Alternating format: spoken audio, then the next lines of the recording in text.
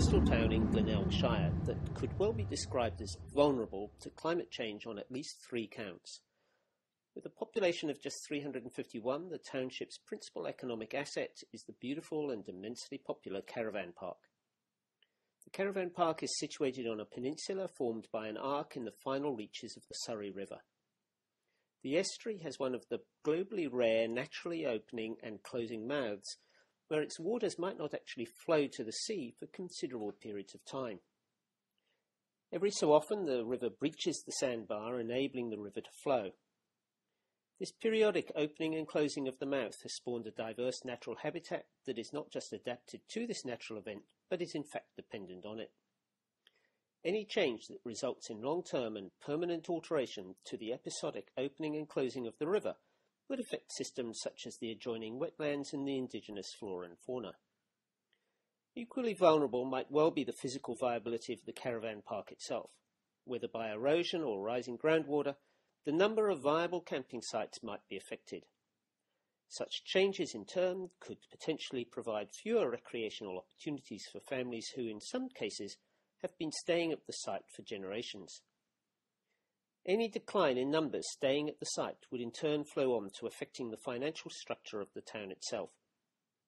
Thus, should a tipping point occur through climate change resulting in a new normal, 3 vulnerable communities in Narrawong could be affected. Both the fragility and the complexity of the situation is reflected in how since 1980 there have been 22 separate investigations and reports that in one way or another consider and discuss this area. It was in this context that a joint Shire, CMA and DELP community engagement initiative was carried out in early April 2016. The event ran for 2 consecutive days in the Easter holiday period with extensive local and word-of-mouth advertising. Technically, the event was conceived as a cross between an open house and a listening post or speak out. The invitation included a request for potential visitors to bring historical photographs of the shoreline, and a printer was on site to print copies of any brought. The material provided for consideration by participants was a series of posters that covered the identified environmental vulnerabilities of the site.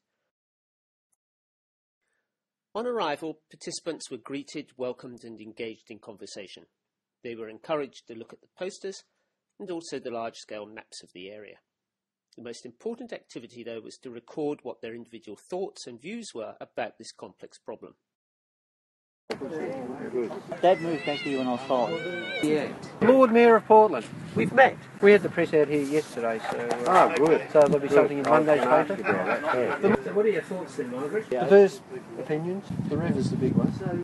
But that's a natural thing. And has Emma got everything you want to say, Dan? I reckon it's just about in a nutshell. You just have to be guided by what is necessary at the time to help. What are the thoughts about opening the river when it's not a natural opening? There's some people that are very passionate that it should happen, and there are other people that are very passionate that it shouldn't.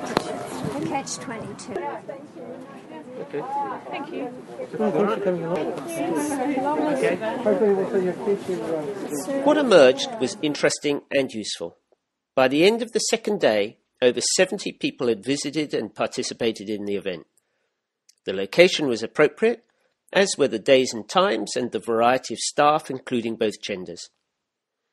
A significant success factor was not to promote a solution, but listen to the community's issues, concerns and ideas about the problem.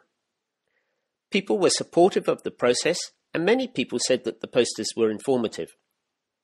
A good range of views were expressed, and everything heard is now being fed back to the community. A definitive outcome is that the groundwork has now been laid to progress sustainable planning with the community in a collaborative manner.